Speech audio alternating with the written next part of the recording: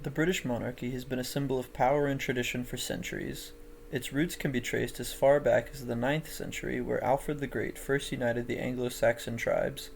In 1066, the Norman conquest, also known as the last successful conquest of England, gave rise to one of the most influential monarchies in the history of England, headed by William the Duke of Normandy. This new era would be one characterized by absolute rule. The monarchy became the sole proprietor of justice across the land.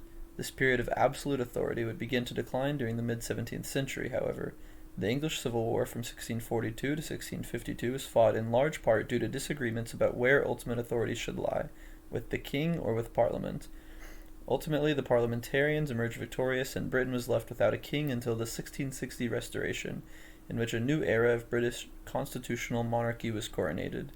Interestingly, this early form of constitutional monarchy would pave the way for many other countries to follow with similar forms of government, albeit often through bloody revolution and war.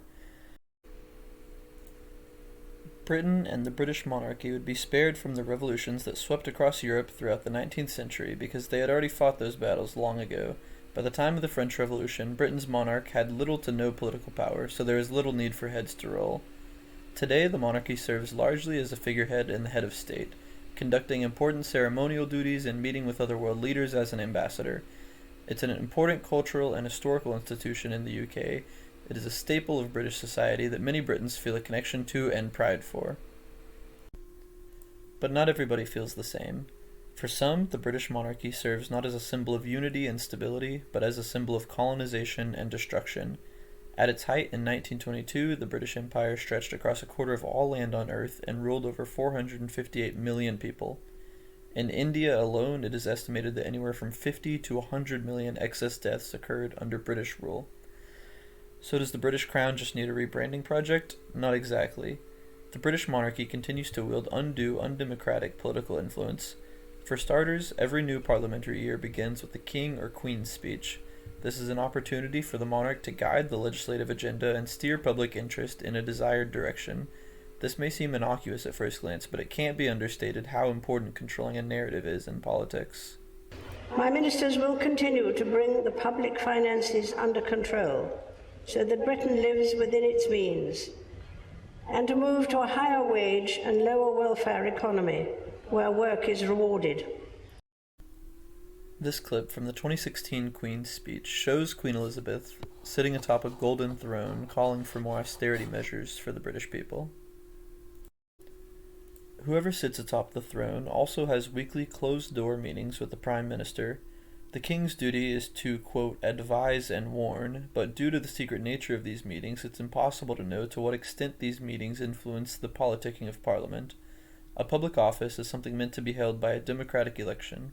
That's the position of anti-monarchist organization Republic, anyways. They state, quote, it's simple. Hereditary public office goes against every democratic principle. Another big factor to consider when maintaining a royal family is the cost.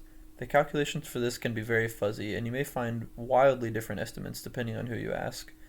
In March of 2019, the sovereign grant reserve amounted to £44 million, a little over £1 per person, but this is only a fraction of the money flowing into the royal family. The Duchy of Lancaster is a real estate portfolio the monarch is entitled to, and in March of 2022 it was valued at around $800 million US.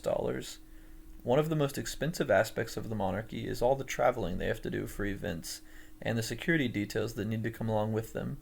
When taking into account the sovereign grant, security costs, lost revenue from the duchies, and lost tax revenue, Republic estimates the cost of the monarchy to be around £345 million per year, or around $427 million US.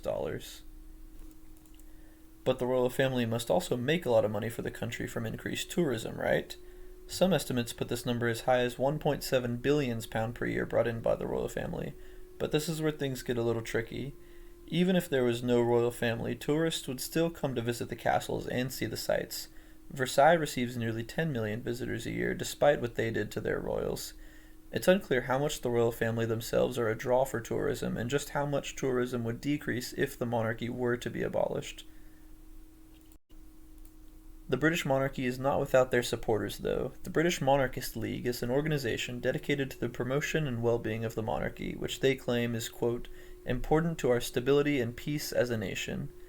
Supporters of the monarchy claim that it provides a sense of continuity and stability in British society. The fact that the monarchy has existed for so long means that it has become an integral part of British culture and identity.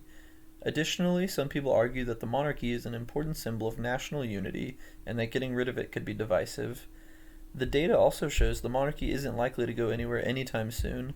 62% of Britons think the country should continue to have a monarchy, with only 22% saying the country should move to having an elected head of state.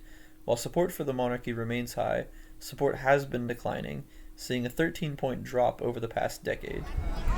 I don't honestly know, but I just think it's nice that we have it, and it makes us a bit unusual, unique. Yeah, it's nice that we have it. It's a British thing, isn't it?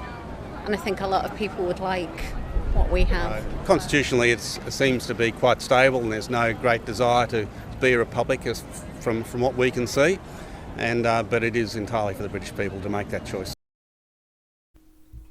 The British monarchy has proven resilient against a number of challenges over the years, despite compelling arguments for its dissolution. The future is uncertain, but ultimately it is the decision of the British people whether they enjoy the comfort of tradition or want to shrug off the old ways.